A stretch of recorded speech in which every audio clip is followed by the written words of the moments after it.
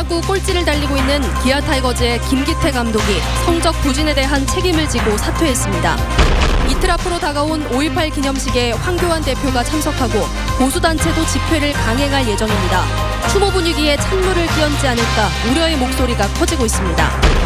광주에 올해 처음 내려진 폭염특보가 이틀 만에 해제됐습니다. 5.18 전야제가 열리는 내일 밤부터는 비가 내릴 것으로 보입니다. 광주시가 추진하는 인공지능 실증단지가 예비 타당성 조사를 면제받았지만 실제 사업을 진행하기까진 갈 길이 멉니다. 여러분 안녕하십니까? 광주 MBC 뉴스데스크입니다.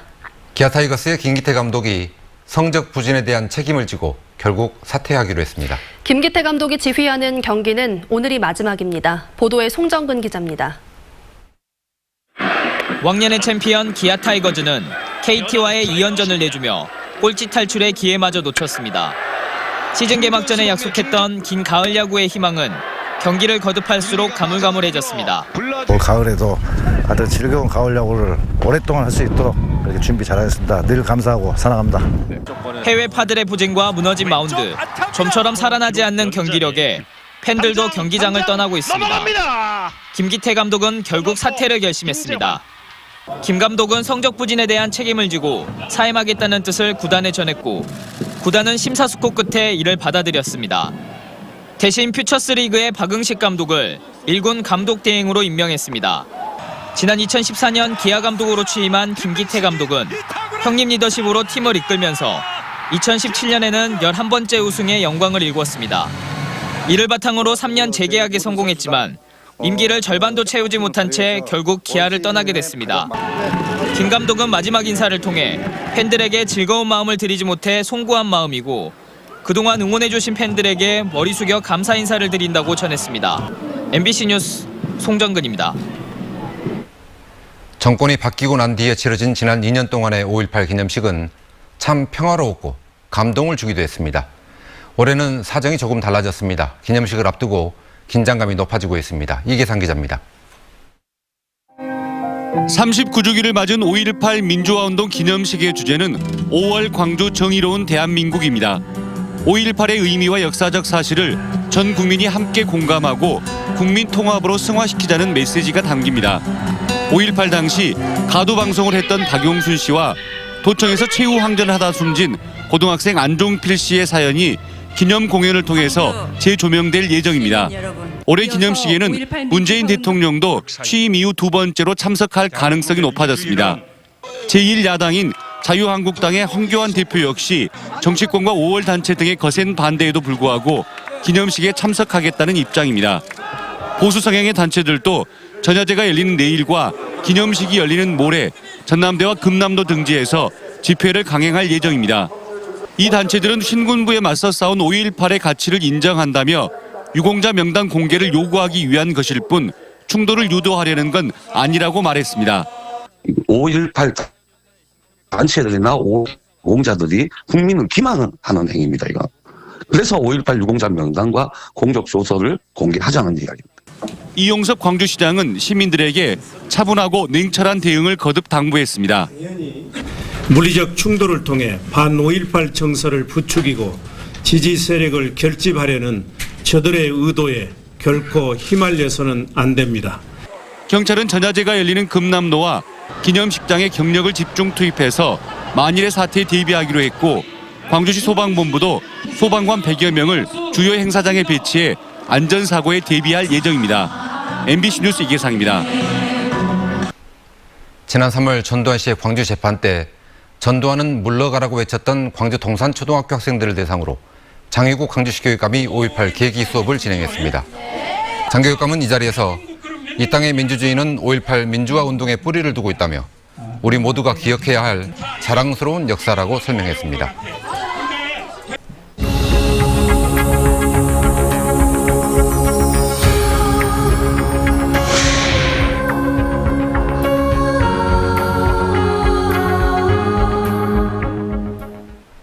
(5.18) 당시 의료진들은 총칼에 다친 시민들을 치료하는 것은 물론 계엄군의 수색을 피하도록 숨겨주기도 했습니다. 심지어 군인 신분이었던 국군통합병원의 일부 의료진들도 시민을 살리는 데 힘을 보탰습니다. 보도에 우종훈 기자입니다. 국군통합병원은 광주 항쟁 기간 동안 전남대병원, 기독병원과 더불어 중요한 의료기관이었습니다. 비록 군인들을 치료하는 곳이었지만 통합병원의 의사와 간호사들은 다친 사람이 누구건 가리지 않고 환자들을 살폈습니다. 같은 군인이라도 계엄군들은 광주 시민들을 때리고 자국민에게 총을 겨눴지만 병원의 군의관들은 생명을 살렸습니다. 소위 폭도들을 치료해줬다는 이유로 이들 통합병원의 의료진들은 진급 누락과 같은 불이익을 받아야 했습니다. 자기들 보기는 폭도들을 치료했다 이렇게 봅니다. 내가 말하자면 나는 순수한 민간이고 동시 시민이고 이렇게 생각하는데 아마 정호영 특전사 애들 생각으로는 폭도들로 생각하겠죠. 병실에 누워있는 부상자들 가운데 주동자가 있을 것이라고 생각한 계엄군들은 병원들을 집중적으로 수색했습니다. 총칼을 든 군인들이 들이닥쳐도 도망갈 수 없는 처지의 환자와 보호자들에게 의료진들은 구세주와도 같았습니다. 잡혀갈 가능성이 있는 환자의 경우 계엄군 눈에 띄지 않게 병원 구석구석에 숨겨졌고 병원에 일을 보러 온 젊은이들에게는 환자복을 입혀 잡혀가지 않게 군인들의 눈을 속였습니다. 병동에 있는 간호사들이 보호자들 중에 좀 젊은 보호자가 있으면 환자복을 급하게 입혀가지고 침대에 눕히기도 하고 간호사들 옷장에 좀 들어가 있으라고 하고. 중상자들이 워낙 많이 밀려들다 보니 잠을 자는 것은 생각하지도 못했습니다. 그래도 환자를 돌보다 중노동에 시달리는 것은 그나마 다행.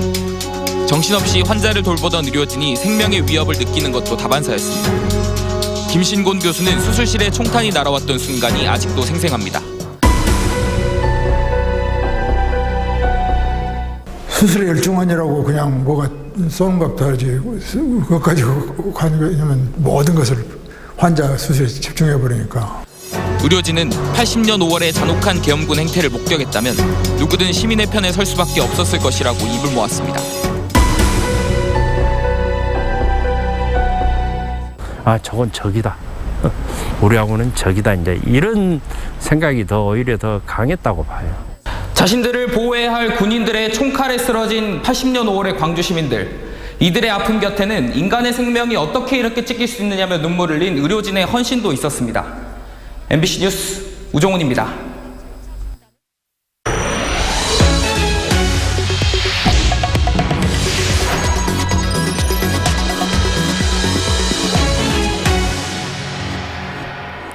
때 아닌 폭염이 기승입니다. 광주는 어제 내려진 폭염특보가 오늘 오후까지 이어지면서 한여름 같은 날씨를 보였는데요. 5.18 전야제와 기념식이 열리는 내일 밤과 모레 사이에는 비 소식이 예보돼 있습니다. 이다솔 기상캐스터입니다. 따뜻한 봄날이 이어져야 할 5월에 7월 중순의 더위가 찾아왔습니다. 뜨거운 볕에 도로에는 아지랑이가 피어오르고 거리에는 반팔 반바지 차림의 시민들이 대부분입니다. 점심 되니까 너무 더워가지고 반바지로 갈아입고 왔어요. 그치, 학교 끝났는데 너무 더워가지고 걸어오는데 진짜 땀이 와. 진짜 올해 들어서 가장 제일 더운 것 같고 진짜 이게 진짜 조금만 붙어있어도 막 성질 나고 막 진짜 살이 녹는 것 같아요. 막. 고기압의 영향으로 맑은 가운데 따뜻한 남서풍이 유입됐고 강한 일사가 더해지면서 어제와 오늘 광주 전남 대부분 지역의 낮 최고 기온은 30도 안팎까지 올랐습니다. 특히 어제 광주 풍암동의 낮 최고 기온은 33.1도를 기록하며 전국에서 가장 먼저 올해 첫 폭염특보가 발령됐습니다. 올해 첫 폭염특보는 2008년 폭염특보 도입 이후 가장 빠르게 발령됐고 지난해에 비해서는 17일 빨랐습니다. 오늘도 32.2도까지 기온이 올랐지만 특보 기준인 33도에는 못 미치며 오후 6시를 기해 특보는 해제됐습니다. 내일은 오늘보다 구름의 양이 많아지면서 광주의 낮 기온은 오늘보다 3도가량 낮을 것으로 보입니다. 5.18 39주년 전야제가 열리는 내일 밤부터 기념식이 열리는 모레까지는 비 소식이 있습니다. 예상되는 비의 양은 20에서 60mm고 비로 인해 모레 광주의 기온은 22도로 떨어지면서 일시적으로 평년 기온을 밑돌겠습니다. MBC 뉴스 이다솔입니다. 광주에 추진되고 있는 인공지능 단지 조성 사업이 예비 타당성 조사를 면제받으면서 사업 추진에 탄력을 받았었죠. 내년부터는 사업이 본격적으로 추진돼야 하는데 땅 문제가 걸림돌로 떠올랐습니다. 이재원 기자가 보도합니다. 380만 제곱미터, 즉 축구장 500개가 넘는 대규모 개발 사업이 추진되고 있는 광주 첨단 3지구입니다. 지난 1월 예비 타당성 조사를 면제받은 66만 제곱미터 규모의 인공지능 단지가 이 안에 들어서게 됩니다. 보시는 것처럼 아직은 농가, 밭, 과수원 그리고 민가가 혼재돼 있지만 이 일대에서는 내년부터 대규모 인공지능 단지 조성 사업이 추진됩니다. 인공지능 단지 사업은 현재 과기정통부에서 적정성을 검토하는 단계가 진행되고 있습니다. 이후 올해 말까지 세부 실행 계획이 수립되면 내년부터 본격적인 인프라 구축에 들어가 2024년까지는 데이터 센터와 연구동 등 모든 시설이 들어서야 합니다. 광주가 대한민국의 인공지능의 중심 도시로 나아가기 위한 대기업들, 중소기업 그리고 또 저희 지역기업과의 어떤 협력 구조를 만들어 나갈 예정이고요. 문제는 인공지능 단지가 들어설 첨단 3지구 개발 사업의 갈 길이 더디다는 데 있습니다. 개발 사업의 전제가 되는 그린벨트는 빨라야 연말에나 해제되고 이후 실시 계획 등을 거쳐 진행되는 토지 보상 절차는 2022년 상반기에나 가능할 것으로 예상됩니다. 인공지능 단지와 발을 맞출 수 있는 물리적인 시간이 부족해 광주시는 원형지 개발 방식 등 다른 방법까지 고려하고 있습니다. 만약에 이게 사업이 진행되고 한다면 다른 방안으로 저희가 또 연구하려고 그러거든요. 산단 개발이 안 되더라도 그 AI는 추진할 수 있도록 다른 방법도 지금 연구하고는 있습니다만. 전국 최초로 시도되고 있는 인공지능 단지 조성 사업. 예비 타당성 조사를 면제받으면서 사업 추진에 탄력을 받았지만 부지 확보가 시급한 과제로 떠오르고 있습니다. MBC 뉴스 이재원입니다. 재혼한 남편과 공모해 딸을 살해하고 시신을 유기한 혐의를 받고 있는 친모 39살 유모 씨가 조금 전 구속됐습니다. 광주지방법원 영장전담 판사는 살인과 사체 유기 혐의로 검찰이 유 씨에 대해 재청구한 구속영장을 발부했습니다. 앞서 경찰과 검찰은 중학생 딸의 시신에서 수면제 성분이 나온 것을 토대로 유 씨가 범행 이틀 전에 순천의 한 병원에서 다량의 수면제를 처방받은 사실 등을 확인했습니다. 검찰이 여수산단 기업들의 대기오염물질 조작 실태를 파악하기 위해 압수수색에 들어갔습니다. 광주지검 순천지청은 오늘 GS칼텍스와 롯데케미컬, LG화학과 금호석유화학 등 6개 업체 해당 부서의 사무실에 대한 압수수색을 시작했습니다. 검찰은 송치된 12개 업체 중 보강 수사가 필요한 6개 업체를 우선 선정했다며 공모관계 여부와 공모 범위 등을 수사할 계획입니다. 광주 광산구가 국민은행을 구금고 운영기관으로 선정한 것은 무효라는 판결이 나왔습니다. 광주지법 민사 13부는 농협이 광산구를 상대로 낸 금고 지정 무효 확인 소송에서 농협의 청구를 받아들이고 다만 광산농협이 1순위임을 인정해달라는 원고의 청구는 기각했습니다. 광산구는 지난해 10월 1금고 운영기관을 농협에서 국민은행으로 바꿨지만 농협은 심의위원 명단이 사전에 유출됐다며 광산구를 상대로 소송을 제기했습니다. 경찰은 심의위원 명단을 유출한 담당 공무원과 명단을 받은 은행 관계자 등을 검찰에 송치했습니다.